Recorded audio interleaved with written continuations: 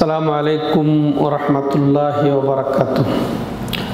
আলহামদুলিল্লাহি রাব্বিল আলামিন ওয়াল আকিবাতু লিল মুত্তাকিন ওয়াসসালাতু ওয়াসসালামু আলা আশরাফিল আমবিয়াই ওয়াল মুরসালিন নবিয়িনা মুহাম্মদ ওয়া আলা আলিহি ওয়া সাহবিহি ওয়া মান তাবিআহুম বিইহসানিন ইলা ইয়াউমিদ্দিন, আম্মা বা'দ। সম্মানিত দর্শক ও শ্রোতা মণ্ডলী, আল্লাহ রাব্বুল আলামিনের অশেষ মেহেরবানিতে আমরা প্রতি সপ্তাহে আজকেও রিয়াদস্থ দিরা ইসলামিক সেন্টার কর্তৃক আয়োজিত সালাত শিক্ষা কোর্স চালু করতে যাচ্ছি। আজকে আলহামদুলিল্লাহ সালাতের দ্বিতীয় পর্ব। ইতিপূর্বে আমরা সালাতের শর্ত নিয়ে আলোচনা শুনেছি। আজকে সালাতের রোকন আলোচনা করে আমরা এর মাধ্যমে সালাতের পদ্ধতি জানব। তো আসুন আমরা শুরু করে দেই। তো সম্মানিত দর্শক ও শ্রোতা মণ্ডলী, যেহেতু আমরা গত পর্বেও জেনেছি যে রাসূলুল্লাহ সাল্লাল্লাহু আলাইহি ওয়াসাল্লামের নির্দেশ সাল্লু কামা রাআইতুমুনি উসাল্লি, তোমরা সেভাবেই সালাত আদায় করো যেভাবে তোমরা আমাকে সালাত আদায় করতে দেখছো। এবং আল্লাহর পক্ষ থেকে এই নবীকে আমাদের জন্য মডেল বানিয়ে দিয়েছেন সব ক্ষেত্রেই, তেমনি সালাতের ক্ষেত্রে। তো সালাত যেভাবে নবী সাল্লাল্লাহু আলাইহি ওয়াসাল্লাম আদায় করেছেন তা আদায় করতে হলে অবশ্যই আমাদেরকে ইলম অর্জন করতে হবে যে নবী সাল্লাল্লাহু আলাইহি ওয়াসাল্লাম কীভাবে সালাত আদায় করেছেন। তো এগুলো ফুটে উঠবে আমাদের মাশাআল্লাহ আলোচ্য বিষয়ে। তো আমরা যদি বলি সালাতের রোকন, তো রোকন অর্থ কি? রোকন অর্থ হচ্ছে খুঁটি, পিলার, ভিত্তি। যেমন কোনো বিল্ডিং পিলার ভিত্তি ছাড়া, চার দেওয়াল ছাড়া হয় না, শুধু ছাদ কি সম্ভব নয়। ওরকম ইসলামের রোকন আছে, ইমানের রোকন আছে, তেমনি সালাতের রোকন আছে। আর এই রোকন এমন জিনিস যা ভুলক্রমে ছুটে যদি যায়, না জানার কারণে যদি ছুটে যায়, ইচ্ছা করে তো কোনো কথাই নেই, কেউ যদি ছেড়ে দেয় তাহলে ওটা পূর্ণ করা ছাড়া এটা আদায় হবে না। ওই জিনিসটা বাতিল, যার উপরে দণ্ডায়মান, বিষয়টি যার উপরে দণ্ডায়মান। অতএব সালাতের যদি রোকন হয় তো সালাতের কোনো রোকন ছুটে গেলে সালাত বাতিল। যতক্ষণ পর্যন্ত ওই রোকনটা পূর্ণ না করা হবে সালাত বাতিল গণ্য হবে। কথার কথা, রুকু ছেড়ে চলে গেল সরাসরি সিজদায়, কেরাত শেষ করে সরাসরি সিজদায় চলে গেল, তখন বলবেন যে ভুলে গেছে বা জানতো না, তাহলে ওই রাকাত গণ্য হবে না। কিন্তু চলে গেছে, মনে হয়েছে এক রাকাত শেষ করে, তাহলে ওই রাকাত বাতিল জেনে তারপরে আপনি পরবর্তী থেকে যেগুলো আদায় করেছেন তখন থেকে গণ্য করবেন, এভাবে। তো সম্মানিত দর্শক ও শ্রোতা বলি, এই সালাতের এমন রোকন যা ছাড়া সালাত আদায় হবে না, এটা ফরজও বলতে পারেন। এটা দুই ধরনের হয়। একটা হচ্ছে উক্তিমূলক, মুখ দ্বারা সেই রোকনগুলা পালন হয়। আর দ্বিতীয়ত হচ্ছে কর্মমূলক, যেটা অঙ্গ প্রত্যঙ্গ দ্বারা পালিত হয়। তো মুখ দ্বারা রোকন কেমন? যেমন মনে করেন তাকবীরাতুল ইহরাম, আল্লাহু আকবার বলে সালাত শুরু করা, এটা ফরজ না, আসছে আর আলোচ্য বিষয়। এরপরে দ্বিতীয়ত সূরাতুল ফাতিহা, এটা মুখ দিয়ে উচ্চারণ করে এই রোকনটা আদায় হবে। সূরাতুল ফাতিহা এটা সালাতের অন্যতম রোকন। তেমনি ভাবে তৃতীয়ত যে শেষ বৈঠক, শেষ তাশাহুদ, শেষ তাশাহুদের শেষ বৈঠকের যে তাশাহুদটা, ওটাও কিন্তু ফরজ, ওটাও রোকন। আর চৌদ্দ মৌখিক যেটা রোকন সেটা হচ্ছে কি? আসসালামু আলাইকুম রহমতুল্লাহ বলা বা সালাম। চারটি হচ্ছে মৌখিক রোকন, আর বাকিগুলা হচ্ছে কর্মমূলক, অঙ্গ প্রত্যঙ্গের দ্বারা। তার মধ্যে যেমন দাঁড়ানো, সালাতের জন্যে সামর্থ্যবান ব্যক্তির, ফরজ সালাতের জন্য সামর্থ্যবান ব্যক্তির দাঁড়ানো, এটাও রোকন। তেমনই ভাবে রুকু করা, এটা রোকন। এরপরে রুকু থেকে উঠে দাঁড়ানো, এটাও রোকন। তেমনি ভাবে 7 অঙ্গে সিজদা করা, সেটাও রকন, ইনশাআল্লাহ বিস্তারিত আলোচনা হবে। অনুরূপভাবে সিজদা থেকে, প্রথম সিজদা থেকে উঠে 2 সিজদার মাঝখানে অবস্থান নেওয়া, কিছুক্ষণ সুবহানা রাব্বিয়াল রব্বিক ফিরলি এরকম বলা পর্যন্ত কমপক্ষে ওখানে কিছুক্ষণ অবস্থান নেওয়া, এটাও রকন। তেমনইভাবে রকন হচ্ছে যে স্থিরতা অবলম্বন করা, প্রতিটা রকনে স্থিরতা অবলম্বন করা। আমি রুকুতে যাওয়ার ভান করেই উঠে যাব না, জরুরি রুকুতে স্থিরতা অবলম্বন করব, নীরবতা অবলম্বন করব, প্রশান্তি অবলম্বন করব। তেমনইভাবে সিজদায় এই রকনগুলাতে এটা। আর 8ম রকন হচ্ছে যে ধারাবাহিকতা বজায় রাখা। আমরা এমন করব না আগে সিজদা দিয়ে, আমরা এমন করব না যে আগে সিজদা দিয়ে তারপরে আমরা করব, ওই রুকু যাব, তারপরে কেরাত পড়ব, এরকম যেন না হয়। যে তারতিবে নবী সাল্লাল্লাহু আলাইহি সাল্লাম পালন করেছেন এবং আমাদেরকে শিক্ষা দিয়েছেন, ওই ধারাবাহিকতায় দাঁড়ানো, তারপরে রুকু, তারপরে সিজদা, এইভাবে। তো এটাও কিন্তু অপরিহার্য, এটাও রকন, এটা ছাড়া সালাত হবে না। এই জন্য এগুলো রকনের অন্তর্ভুক্ত। সম্মানিত দর্শক ও শ্রোতা মণ্ডলী, এবার আসেন আমরা আলোচনায় যাই, এটা পদ্ধতি আমরা জানতে পারবো। প্রথম রকন যেটা বলছিলাম, যে প্রথম রকন হচ্ছে কি দাঁড়ানো। প্রথম রকন সালাতের জন্য দাঁড়ানো। আর এই দাঁড়ানো, এই প্রথম রকন সালাতের জন্য সেটা ফরজ নামাজে। তো এর দলিলও আছে, জানাতে যে হবে। যেমন যেটা যারা সামর্থ্যবান এরকম ব্যক্তিকে অবশ্যই দাঁড়াতে হবে, দাঁড়ানো ছাড়া ফরজ নামাজ আদায় করলে সেই সালাত আদায় হবে না। যেমন হাদিস ইমরান ইবনে হুসাইন রাদিয়াল্লাহু তাআলা আনহু এর প্রমাণ, যে নবী সাল্লাল্লাহু আলাইহি সাল্লাম বলেন, তাকে বলেছিলেন কি, সাল্লি কাইমান ফাইন লাম তাস্তাতি ফাবিকাইদান ফাইন লাম তাস্তাতি ফাআলা জামব, তুমি দাঁড়িয়ে সালাত আদায় করো। তাহলে রাসূলের আদেশ সাধারণত কি বুঝায়? ফরজ বুঝায়। এটা রকন, ফরজ মানে রকন, এটা অপরিহার্য। আর যদি তুমি দাঁড়াতে না পারো তাইলে তুমি বসে পড়বে, না পারো অপারগত অবস্থায়, তাইলে পারলে তাকে দাঁড়াতেই হবে। দলিল আমরা পেলাম।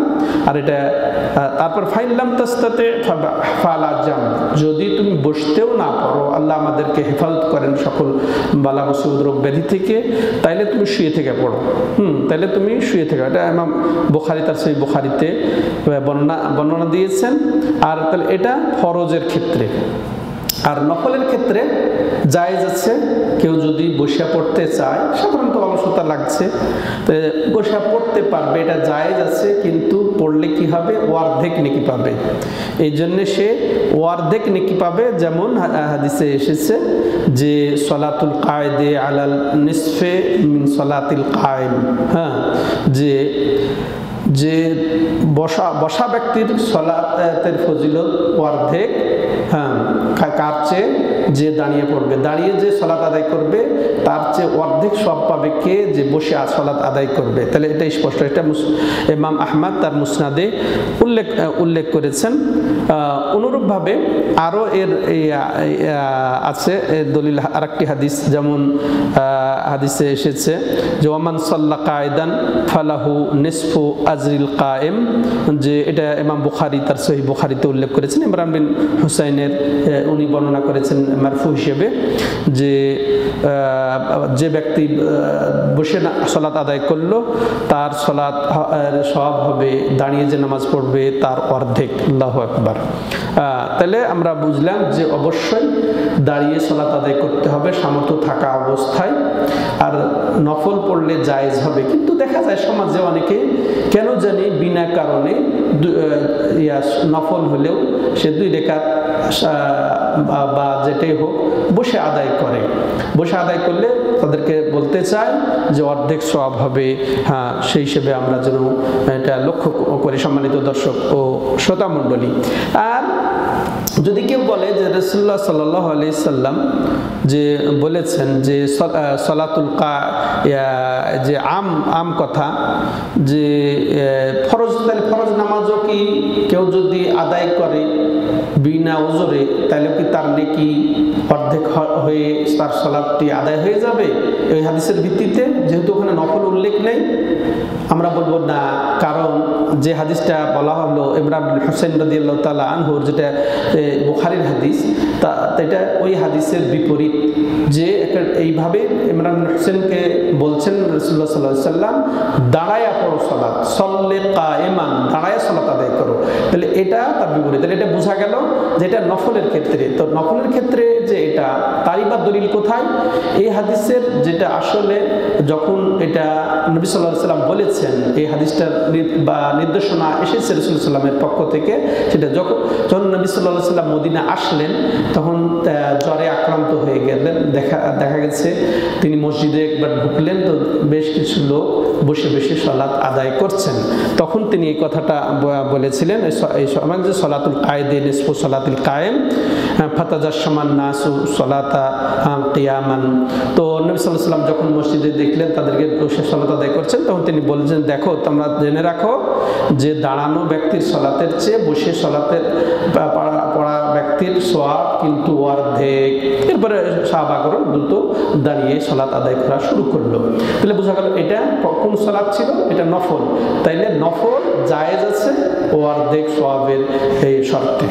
সম্মানিত দর্শক ও শ্রোতা মণ্ডলী, এবার আসেন সালাতের খুশু খুজু, সালাতের ধীর স্থিরতা, তমানিনা, যেটা একেবারে প্রশান্তির সাথে সালাত আদায় করাটাও আমাদের জন্য ফরজ, এটাও জরুরি, এটাও রকন। এটা ছাড়া আমাদের সালাত আদায় হয় না। ওটা আমি আলাদা আলোচনা করব। এটা সাধারণ যেটা সালাতের মধ্যে যেটা অন্তরের উপস্থিতিটা বা মনোযোগ, যেটা কথাই মনোযোগ রাখা সালাতের জরুরি বিষয়। নামাজে মনোযোগ রাখাটা জরুরি বিষয়। দেখেন, আমরা সালাত আদায় করব, এটা ভাব গাম্ভীর্যতা নিয়ে। সালাত সবচেয়ে গুরুত্বপূর্ণ ইবাদত। সালাত ঈমান, সালাত ইসলাম, সালাত তাকওয়া, সালাত আলামত। তো সালাতে দাঁড়ানো মানে কি সেলা আল্লাহর সাথে আমার সরাসরি কথোপকথন যেন হবে, এরকম মনে করে এটা মুশাহাদার অবস্থা যেন হয়, যে আমি আল্লাহকে দেখছি বা আল্লাহ আমাকে দেখছেন, মুরাকাবা, এরকম অনুভূতি নিয়ে যদি আমরা সালাত আদায় করি, কত না ভালো। এটা রাসূল সাল্লাল্লাহু আলাইহি ওয়াসাল্লাম করেছেন, অতএব আমাদের করতে হবে। আর রাসূল কি বলছেন? সল্লু কামা রাআইতুমুনি উসাল্লি। তাইলে রাসূলের যে মুশাহাদা, মুরাকাবা সালাতের ক্ষেত্রে অন্যান্য ইবাদত সহ, তাহলে এটাও আমাদেরকে গ্রহণ করতে হবে, তাকে মডেল হিসেবে গ্রহণ করতে হবে। তিনি অবশ্য সালাতে এমন অবস্থা হতো যে তিনি একান্ত রবের সাথে যেন কথোপকথন করছেন, এইরকম তিনি মনোমানসিকতা নিয়েই সালাতে দাঁড়াতেন। তো এমনকি তিনি এইভাবে বলেছেন, যেটা যার থেকে সাহাবায়ে কেরাম বলেন, তাবেঈন কেরাম এই শিক্ষায় গ্রহণ করেছেন। যেমন প্রখ্যাত তাবী সুফিয়ান সাউরি রাহিমাহুল্লাহ বলছেন, ইকতাবু লির-রাজুলি মিন সালাতিহি মা আকালা মিনহা আল্লাহু আকবার, যে মানুষের সালাতের নেকি লেখা হবে যতটুকু সে তার জ্ঞান বা যতটুকু তার মনোযোগ কাজ করে, যতটুকু তার জ্ঞান কাজ করে, বিবেক কাজ করে সালাতের ক্ষেত্রে, ততটুকুই সে সওয়াবের অধিকারী হবে। আল্লাহু আকবার। তাহলে এটা, তারপরে দেখেন এটা আরো দলিল প্রমাণ, এটাকে আরো সাপোর্ট করে এই প্রখ্যাত তাবির এই কথাটা। যেমন এটা বিখ্যাত হাদিস, যে হাদিসটি আম্মার বিন ইয়াসির রাদিয়াল্লাহু তাআলা আনহু বর্ণনা করছেন, যে সামি'তু রাসূলুল্লাহ সাল্লাল্লাহু আলাইহি ওয়াসাল্লাম ইয়াকুল, ইন্নার রাজুলা লা ইয়ানসারিফু ওমা কুতিবা লাহু ইল্লা উশরু সালাতিহি তিসউহা ওয়া থুমনুহা ওয়া সুবুহা ওয়া সুদুসুহা ওয়া খুমুসুহা ওয়া রুবুহা ওয়া থুলুসুহা ওয়া নিসফুহা। আখরাজাহু আবু দাউদ ওয়া আহমদ ওয়া সাহাহু ইবনে হিব্বান। যে এই হাদিসটা ওই সুফিয়ান সাউরির ওই কথাকে সাপোর্ট করছে কি, যে আম্মার বিন ইয়াসির রাদিয়াল্লাহু তাআলা আনহু বলছেন যে আমি রাসূলুল্লাহ সাল্লাল্লাহু আলাইহি ওয়াসাল্লামকে বলতে শুনেছি যে মানুষ নামাজে থেকে ফিরে তো কি কেমন ওই সব নিয়ে কত 10 ভাগের 1 ভাগ, কেউ নামাজের সালাতের সওয়াব নিয়ে ফিরে, কেউ 9 ভাগের 1 ভাগ, কেউ 8 ভাগের 1 ভাগ, কেউ 7 ভাগের 1 ভাগ, কেউ 6 ভাগের 1 ভাগ, কেউ 5 ভাগের 1 ভাগ, কেউ 4 ভাগের 1 ভাগ, কেউ 3 ভাগের 1 ভাগ, কেউ অর্ধেক সওয়াব নিয়ে ফিরতে পারে। আল্লাহু আকবার। কি হিসেবে?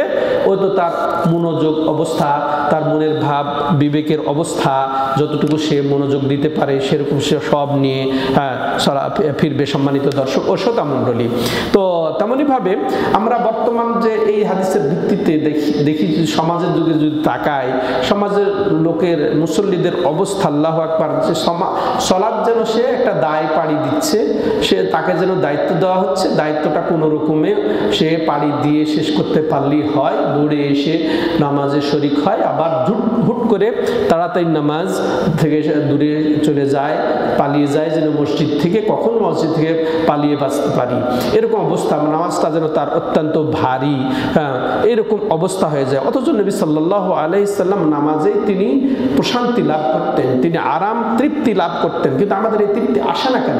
এটা আসা দরকার। সেক্ষেত্রে আমাদেরকে নবী সাল্লাল্লাহু আলাইহি সাল্লামকে ভয় করতে, অতএব আমাদের চিন্তা চেতনাকে খুব স্থির রাখতে হবে এবং উপস্থিত রাখতে হবে, মনোযোগী হতে হবে, বিবেককে আমাদের স্থির রাখতে হবে, বিবেককে অনুগত রাখতে হবে। আল্লাহর সামনে আমরা দাঁড়াচ্ছি, এই সিগন্যাল দিতে হবে যে তুমি মহান রবের সামনে দাঁড়াচ্ছ, যিনি রব্বুল আলামিন, তুমি তার সাথে দাঁড়াচ্ছ। সেই দিকে আমাদের মনকে ধাবিত হতে হবে, এদিক ওদিক নয়। যারা অমনোযোগী হয়ে যায়, মনকে এদিক ওদিক দৌড়ায়, যারা বিবেকের তাড়নায় বিভিন্ন চিন্তা চেতনা তারা নামাজের মধ্যে ঢুকায়, তাদেরকে কিন্তু আল্লাহ শাস্তি দেন নামাজেই, কি যে অন্তরটাকে একেবারে বিমুখ করে আল্লাহর থেকে, সে কোনো শান্তি পায় না, না নামাজের শান্তি, না নামাজের বাইরে শান্তি, এইভাবে শাস্তি দিয়ে থাকে। তো সম্মানিত দর্শক ও শ্রোতা মণ্ডলী, এক্ষেত্রে আমি অবশ্যই নিজেকে আগে, এরপরে যারা আপনারা শুনছেন এবং আপনাদের আড়ালে যারা আছে সবাইকে এই মেসেজ দিতে চাই, নামাজে দাঁড়ালে যেন আমি সবচেয়ে গুরুত্ব দিয়ে দাঁড়াই। এই ক্ষেত্রে আমি পরামর্শ দেব যে সলাতের আগেই আমি পূর্ণ প্রস্তুতি নেব সলাতের জন্য, আজানের আগেই আমি নামাজের জন্য অপেক্ষায় থাকব এবং নামাজের জন্য প্রস্তুতি নিয়ে ইনশাআল্লাহ আজান হলেই মসজিদে সুন্দর করে চলে যাব স্থিরতা নিয়ে। এরপরে আমি সলাতের আগে যে সলাতে মনে করেন কোনো নির্ধারিত সুন্নত নেই, ওটা আমি দুখুল মসজিদ পড়লাম, এরপরে তেলাওয়াত করলাম, আল্লাহর কাছে দোয়া করলাম, এই জন্য দোয়া যে আল্লাহ তুমি আমাকে নামাজে স্থিরতা দান করো, তৃপ্তি দান করো, আরাম দান করো, এইভাবে আমাকে দোয়া করেই আমাকে শুরু করতে হবে, তাহলে মাশাআল্লাহ সেটা হবে। আর সুন্নতগুলো ধীরে ধীরে পড়লে তখন ফরজের উপরে আমার এই চাপটা কমে যাবে। দেখেন নবী সাল্লাল্লাহু আলাইহি সাল্লাম আরাম পেতেন এই সলাতে, যেমন রাসূলুল্লাহ সাল্লাল্লাহু আলাইহি সাল্লাম তিনি যখন অস্থিরতা অনুভব করতেন সলাতের বাইরে, তিনি স্থিরতা অর্জনের জন্য, স্থিরতা লাভ করার জন্য তিনি বেলাল রাদিয়াল্লাহু তাআলা আনহুকে সম্বোধন করে বলতেন এটাই যে আকিম ইয়া বেলাল ওয়া আরিহনা বিহা, হে বেলাল তুমি ইকামত দাও এবং আমাদেরকে সলাতের মাধ্যমে আরাম দাও। আল্লাহু আকবার। তাহলে সলাতের মাধ্যমে আরাম পাওয়ার কথা, আর সেখানে সলাতে আমরা যত রকমের একেবারে অস্থিরতা আমরা নিয়ে আসি। তাহলে এর কারণ কি? এই সলাতে আমাদের এই বিনয় না থাকা, এই আরাম না পাওয়া, প্রশান্তি অর্জন না করা, বিবেকের এইভাবে ছুটাছুটি করা, এর কারণ কি? এর কারণ দুটি হতে পারে। যেমন দুনিয়ার ব্যস্ততা, দুনিয়ার যত ঝামেলা এগুলো মাথাতে নেওয়া, বা আমি নামাজের পূর্বে যা করছিলাম সেটা নিয়ে ব্যস্ত থাকা এবং পরকাল থেকে বিমুখ থাকা, এটা হচ্ছে মূল কারণ আমাদের নামাজের মধ্যে এই অবস্থার জন্য। তেমনই ভাবে আমাদের পাপ করতে করতে আমাদের অন্তরটা যেন জং ধরে গেছে, বেকার হয়ে গেছে অন্তরটা, যে সেই হিসেবে আমি যে সলাতে দাঁড়াচ্ছি এটা আমার শৌর বা আমার এটা বিবেক কাজ করে না, এটা আমি বুঝতেই পারি না আমি সলাতে দাঁড়াচ্ছি মানে কার সামনে দাঁড়াচ্ছি, আমি কার সাথে কথোপকথন করছি এবং আমি যে আল্লাহকে দেখছি, এই মনোভাবটা তো আসার এইভাবে কথাই না, কারণ সে তার অন্তরটা পচে গেছে, নষ্ট হয়ে গেছে, নাউযুবিল্লাহ। তো সম্মানিত দর্শক ও শ্রোতা মণ্ডলী, অতএব মুসলমানদের উচিত যে তার সলাতে সে যেন আনন্দ চিত্তে আসে, আর প্রশান্তির সাথে আসে, মনোযোগের সাথে আসে এবং এবং সে আল্লাহর ভয় নিয়ে এই মসজিদে আসে। তো এই দিকটা আমাদেরকে লক্ষ্য করতে হবে। তো এই ছিল নামাজের স্থিরতা সম্পর্কে। এবার আসেন যে আর আমাদের সালাতে দাঁড়ানোর অবস্থা সম্পর্কে আলোচনা। এবার আমরা আসি দ্বিতীয় রুকন, সালাতের দ্বিতীয় রুকন যেটা আমরা বলছিলাম যে তাকবীরাতুল ইহরাম বা আল্লাহু আকবার। তো এটার ধরন কি, এটার রূপ কি? তাকবীরাতুল ইহরামের রূপটা কেমন হবে? আল্লাহু আকবার বলা। আর এটা আল্লাহু আকবার যে বলতে হবে, তাকবীরাতুল ইহরাম যেটা ফরজ বা রুকন, এটা আমরা হাদিসে পাই, যেটা ইমাম বুখারী তার সহিহ বুখারীতে এনেছেন। আবু হুমায়দিন সাদি রাদিয়াল্লাহু তাআলা আনহু বর্ণিত এবং অন্যরাও আবু হুরায়রা রাদিয়াল্লাহু তাআলা আনহু এই ধরনের বর্ণনা দিয়েছেন যে আমার নবী সাল্লাল্লাহু আলাইহি ওয়াসাল্লাম আল মুসিয়া ফি সালাতিহি, যে নামাজে সে ভুল করলো, নবী সাল্লাল্লাহু আলাইহি ওয়াসাল্লাম বসা অবস্থায় ছিলেন মসজিদে, সাহাবাদেরকে নিয়ে এমন একজন এসে সালাত আদায় করে তাকে সালাম দিচ্ছেন। রাসূল সাল্লাল্লাহু আলাইহি ওয়াসাল্লাম বলছেন ইরজি সাল্লি কান্নাকা লাম তুসাল্লি, তুমি ফিরে যাও, তুমি সালাত আদায় করো, তুমি যেন সালাতই আদায় করো নাই। তো এরপরে সে আবার সালাত আদায় করছেন, আবার তিনি ফিরে আসছেন, সালাম দিচ্ছেন, একইভাবে নবী সাল্লাল্লাহু আলাইহি ওয়াসাল্লাম তাকে প্রত্যাখ্যান করছেন এইভাবে। এরপরে যখন তিনি অপারগতা প্রকাশ করলেন যে এর চেয়ে ভালো সালাত আমি ইয়া রাসূলুল্লাহ জানি না, তারপরে রাসূল সাল্লাল্লাহু আলাইহি ওয়াসাল্লাম তাকে পবিত্রতা অর্জন এবং সালাতের যেগুলো রুকন এগুলোই যেন তাকে শিক্ষা দিলেন। তার মধ্যে একটা এরকম কথা এসেছে যে ইযা কুমতা ইলা সালাতি ফাসবিগিল উদুআ থুম্মা ইসতাকবিলিল কিবলা ফাকাব্বির, যে যখন তুমি সালাতের নিয়ত করবে তখন তুমি ওযুকে পরিপূর্ণ রূপে আদায় করবে, ওযু করবে, থুম্মা ইসতাকবিলিল কিবলা, এরপরে কিবলামুখী হবে, ফাকাব্বির, এরপরে তুমি তাকবীর দিবে। ফাকাব্বির অর্থাৎ তাকবীর দিবে। এই কাব্বির তাকবীর দেওয়ার অর্থই হচ্ছে আল্লাহু আকবার বলা। তো এখানে রাসূল সাল্লাল্লাহু আলাইহি ওয়াসাল্লাম নির্দেশ দিলেন তাকে। আর রাসূলের নির্দেশ সাধারণত ফরজ বুঝাবে, যদি এই ফরজ থেকে এটাকে ফেরানোর বা দুর্বল করার বা ওয়াজিব হওয়ার বা মুস্তাহাব সুন্নত হওয়ার যদি আর কোনো কারণ না থাকে তাহলে এটা ফরজই হয়ে যাবে। অতএব তিনি তাকবীর দিতে বললেন। সেই হিসেবে এটা সম্মানিত ভাইয়েরা, এটা রুকন, এটা ছাড়া, এই তাকবীর দেওয়া ছাড়া হবে না। এবার আসেন তাহলে তাকবীর দেওয়াটা আমরা ফরজ বললাম। তো এই তাকবীর আমাদের অন্য ভাষায় হবে না, অন্য শব্দে হবে না। যে আল্লাহু আকবার, আল্লাহ সবচেয়ে বড়। আল্লাহ যদি সব বড় অর্থ তো আরো প্রতিশব্দ আছে, যেমন আল্লাহ কবির যদি কেউ বলে, আল্লাহ আযম, আজিম, আল আজাল, এগুলা শব্দ যদি কেউ প্রয়োগ করে বলে যে এটা তো একই শব্দ, সমশব্দ, এগুলা হবে না, এটা জমহুরের মত। অথচ দুঃখজনক হলেও সত্য যে এক্ষেত্রে যে ইমাম আবু হানিফা রাহমাতুল্লাহ আলাইহি বা হানাফি মাযহাবের মত, কেউ যদি এরকম সম্পূরক কোনো শব্দ বলে, অর্থবোধক কোনো শব্দ বলে, তাইলে তার সালাত আদায় হয়ে যাবে। এটা অবশ্য এটা গ্রহণযোগ্য কথা নয়, এটা প্রত্যাখ্যানযোগ্য কথা। তো এক কথায় আল্লাহু আকবার বলেই তাকবীর দিতে হবে, এটা আমাদেরকে জানতে হবে। এরপরে আসে নিয়ত করা। নিয়ত করা একটা জরুরি জিনিস। রাসূলুল্লাহ সাল্লাল্লাহু আলাইহি ওয়াসাল্লাম বলছেন ইন্নামাল আমালু বিন্নিয়াত ওয়া ইন্নামা লিকুল্লি ইমরিইন মা নাওয়া, যে নিশ্চয় আমল নির্ভরশীল কিসের উপরে? নিয়তের উপরে। আর ব্যক্তি যা নিয়ত করবে তাই হবে, তাই সে ফল পাবে। অর্থাৎ নিয়তটা আমাদের প্রত্যেক ইবাদতের জন্য জরুরি, তেমন অন্যতম সেই সালাত ইবাদতের জন্যও জরুরি। আর আমরা এই নিয়তকে ভুলবো না, নিয়তকে লালন করব। এই নিয়ত এখন মুখে উচ্চারণ করা, নিয়ত মুখে উচ্চারণ করার হুকুম কি? নিয়ত মুখে উচ্চারণ কোনো বিধান নেই, এটা জায়েজ নেই যে নিয়ত আমরা মুখে উচ্চারণ করব। এই মর্মে ইমাম ইবনে কাইয়িম জাওজিয়া রাহিমাহুল্লাহ চমৎকার বলেছেন, ওয়ালাম ইয়াকুল শাইআন ক্বাবলাহা, অর্থাৎ আল্লাহু আকবার বলার আগে, তাকবীরে তাহরিমার আগে এটা নবী সাল্লাল্লাহু আলাইহি ওয়াসাল্লাম বলেন নাই, যে কিছুই বলেন নাই। তাকবীরে তাহরিমার আগে সালাতের জন্য কিছুই বলেন নাই। ওয়ালা তালাফফাযা বিন্নিয়া আলবাত্তাতা, মুখে কখনোই নিয়ত উচ্চারণ করেন নাই। ওয়ালা কালা উসাল্লি সালাতান কাযা মুস্তাকবিলাল কিবলা আরবা রাকাত ইমামান আও মামুমা, ওয়ালা কালা আদাআন ওয়ালা কাযা ওয়ালা ফারদাল ওয়াক্তে, এই ধরনের কোনো কথা বলেন নাই। এমনকি তিনি এই ধরনেরও বলেছেন, এটা জাদুল মাদে আছে এই কথাগুলা ইমাম ইবনে কাইয়িমের, যে এই নিয়তের ক্ষেত্রে একটা অক্ষর উচ্চারণ করেন নাই তিনি। নুনটাও, নিয়তের নুনটা উচ্চারণ করেন করেন নাই তিনি আল্লাহু আকবার। তারপরে আমাদের সমাজে কিভাবে নিয়তের যেহেতু গুরুত্ব বেশি, নিয়ত ছাড়া আমল কবুল হবে না, এই জন্য কে বা কারা নিয়তের শব্দমালা বানিয়ে দিয়ে ছেড়ে দিয়েছে, বাজারজাত করে দিয়েছে, আর এটাই লুফে নিয়েছে জনগণ। এটা অজ্ঞতার ফসল। এখান থেকে দূরে দূরে সরতে হবে, কারণ নিয়ত ছাড়া আমল কবুল হবে না। অজু করবেন, অজুরও নিয়ত আছে। অজুর নিয়ত কোনটা বলেন? আপনাকে যদি বলা হয় অজুর নিয়ত কি, তখন আপনি বলবেন যে অজুর নিয়ত যে তুমি যে যখন নামাজের সময় হবে বা অজু করার ইচ্ছা হবে, তুমি যে ওই যে ট্যাপ আছে, ট্যাপ চালু করে দিয়ে যে শুরু করে দিবে, ওটা হচ্ছে অজুর নিয়ত। বলবে সালাতের নিয়ত কি? ঠিক তুমি যখন মসজিদে যে ফরজ শুরু করবেন, কাতারে যখন দাঁড়িয়ে যাবেন ইমামের সাথে, যদি ফরজ হয় তো ওটাই আপনার নিয়ত, জানিয়ে গেছেন। সুন্নত শুরু করেছেন, ওটাই নিয়ত। তো জাকাতের নিয়তটা কি?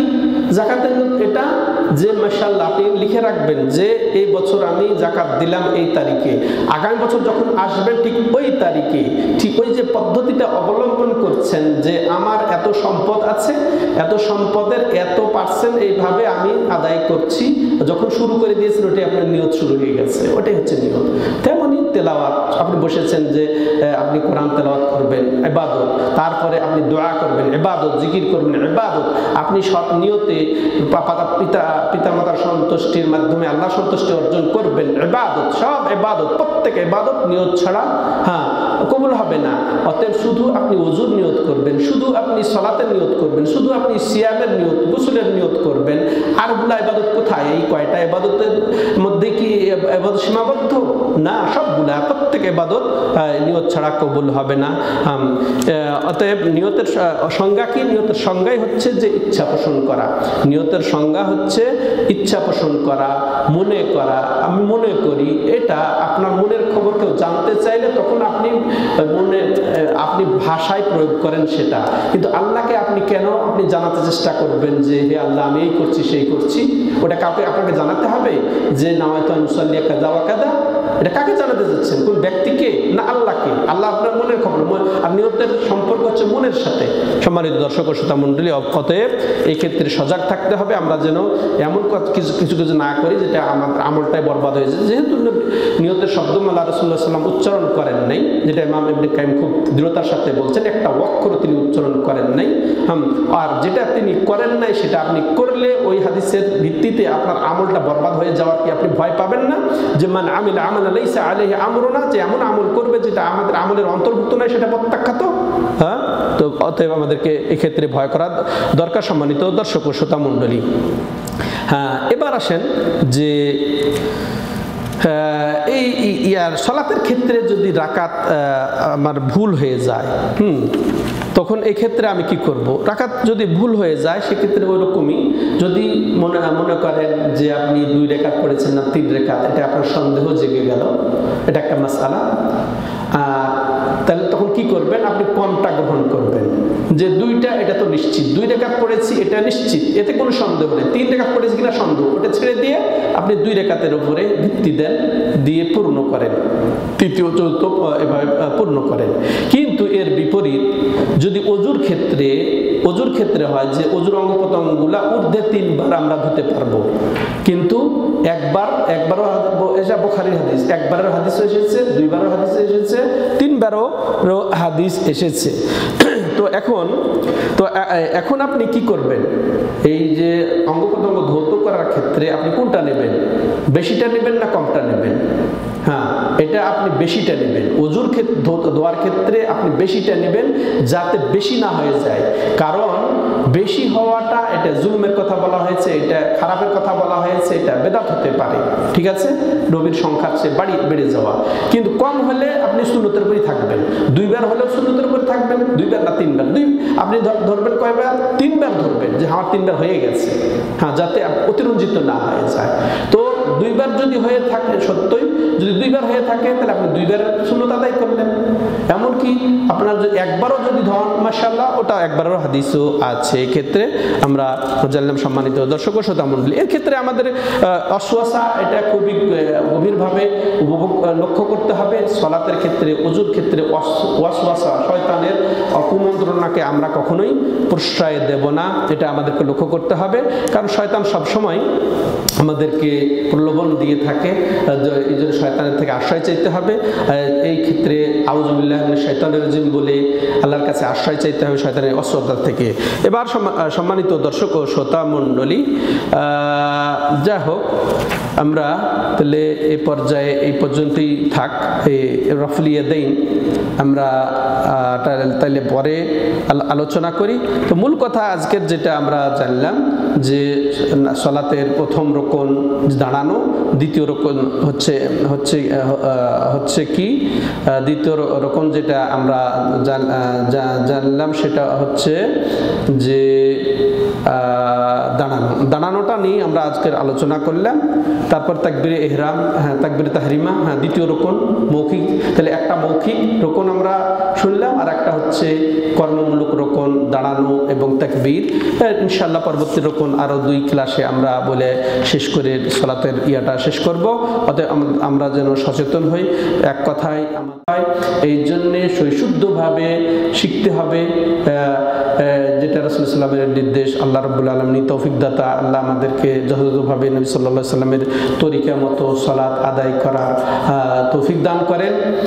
হাদা ওয়া সাল্লাল্লাহু আলা নবিনা মুহাম্মদ ওয়া আলা আলিহি ওয়া সাহবিহি আজমাইন। সুবহানাকাল্লাহুম্মা ওয়া বিহামদিকা আশহাদু আল্লা ইলাহা ইল্লা আনতা আস্তাগফিরুকা ওয়া আতুবু ইলাইক।